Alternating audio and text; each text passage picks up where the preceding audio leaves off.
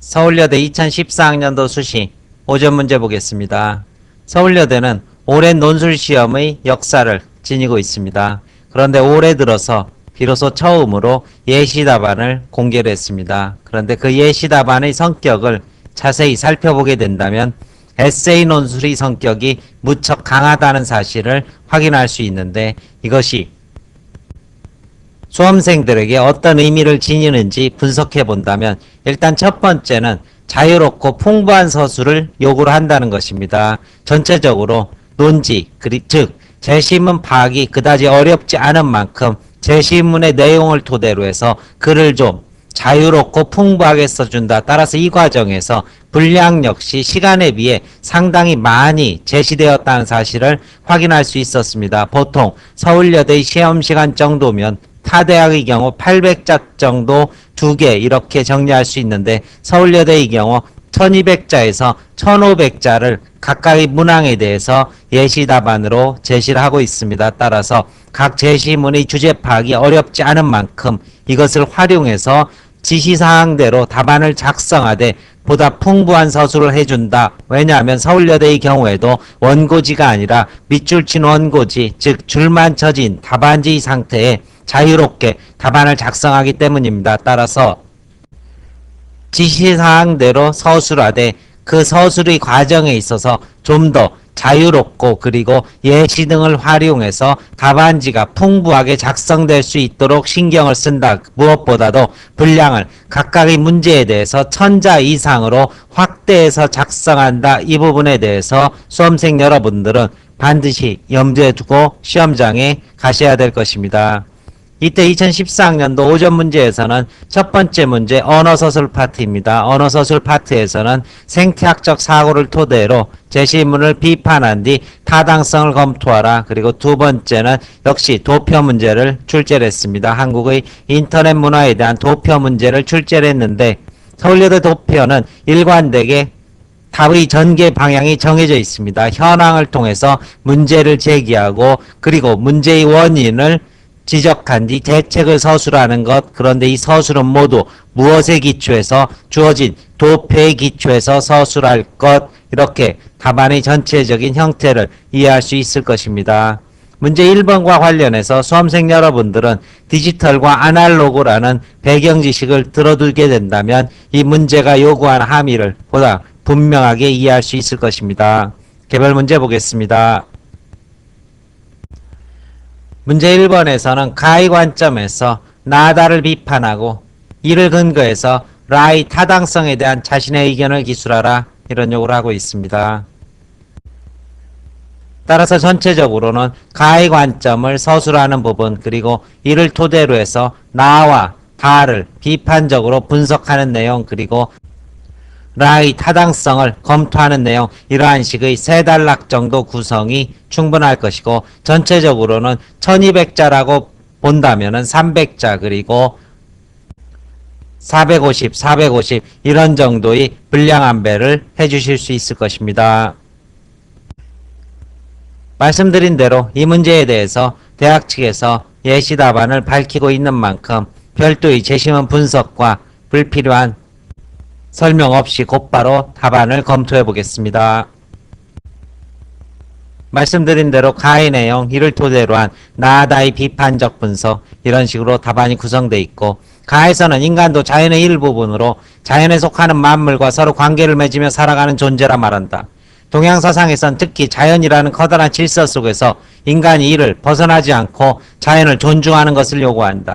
자신이 아닌 다른 존재에 대한 배려와 존중으로 자연과 조화를 이루며 사는 것이다. 그래서 이런 관점에서 볼 때 나에서는 인간 중심주의가 자연과의 조화를 무시하고 자연이라는 거대한 질서에 반하는 한계가 있다고 볼 수 있다. 나에서는 오직 인간만이 지구상의 다른 생명체보다 우월하고 참된 가치를 지니는 존재라고 말한다. 인간만이 선택하고 판단할 수 있는 사고를 가지고 있고 또 이를 이용해 도덕적인 실천도 할 수 있기 때문에 자연은 능동적인 주체가 되지 못한다. 그래서 인간보다 가치가 떨어지는 것이다. 이런 주장은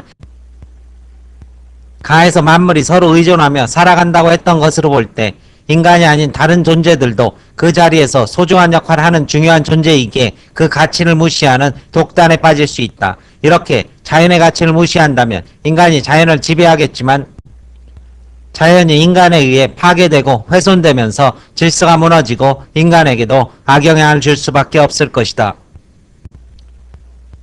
또한 다에서의 생태중심주의는 가의 관점에서 볼 때 자연을 지나치게 추구해서 인간이 자연에 대한 마땅한 역할까지 부정해버린 날 한계가 있다.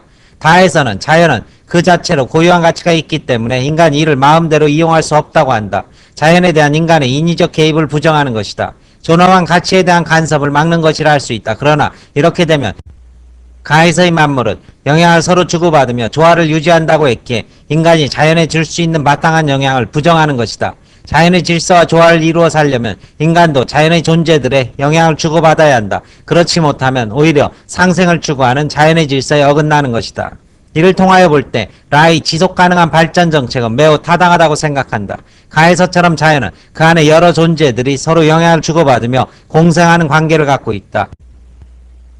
이는 현실에서도 자연에 대한 인간의 영향이 자연이라는 집단 전체에 영향을 주는 것이라는 사실을 뜻한다. 인간이 다에서처럼 극단적으로 자연에 아무런 영향을 끼치지 못하면 역할을 수행하지 못한 것으로 조화가 깨지겠지만 인간이 미치는 영향이 자연 전체로 볼 때 좋은 결과를 내게끔 해야 된다. 이런 점에서 지속가능한 발전의 논리는 풍족한 삶뿐만 아니라 미래의 자손과 유한한 자연에 대한 배려까지 했기에 자연과 긍정적인 조화를 이룰 것이다. 이런 답안을 제시를 하고 있습니다.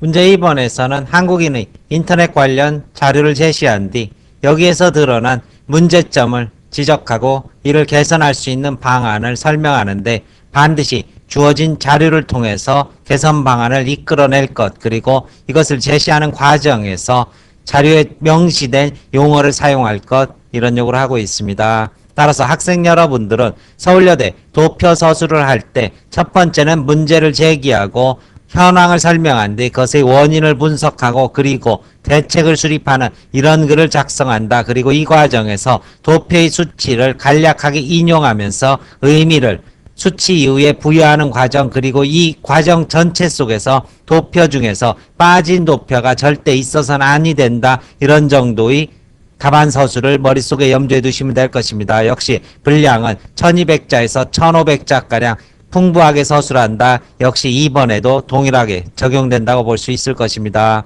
대학칙 답안 보겠습니다.